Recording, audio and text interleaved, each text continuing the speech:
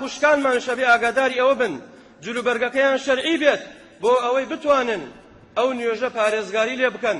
حافظوا على الصلوات والصلاة الوسطى وقوموا لله قانتين.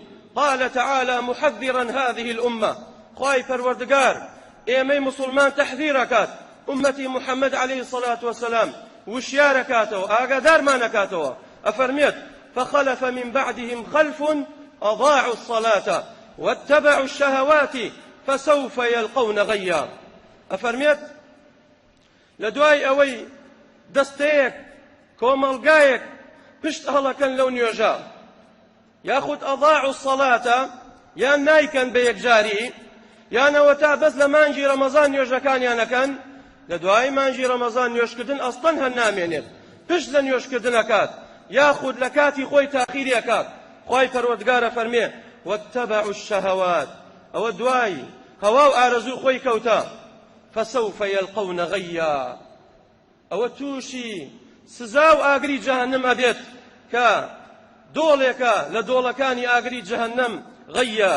وقال تعالى يا أيها الذين آمنوا اركعوا واسجدوا واعبدوا ربكم وافعلوا الخير لعلكم تفلحون.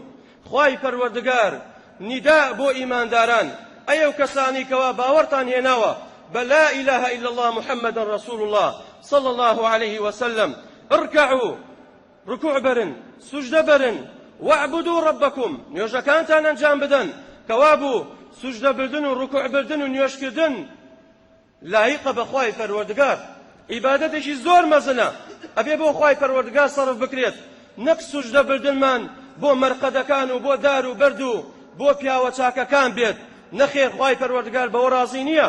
واعبدوا ربكم عیبادەتی خوای پەروەردگار بکەن بەتاق و تەنها لەبەر ئەوەی خوای پەروەردگار ئەمەدەنا وەڕەزەقەنا خوای پەروەردگار ئێمەی لە نەبوونەوە هاوردە بوون خوای پەروەردگار ئێمەی دروست کردووە خوای پەروەردگار ڕزقی ئێمە ئەدات خوای پەروەردگار ئەمان برێنێت هەر ئەو مستحقی پەرستنە.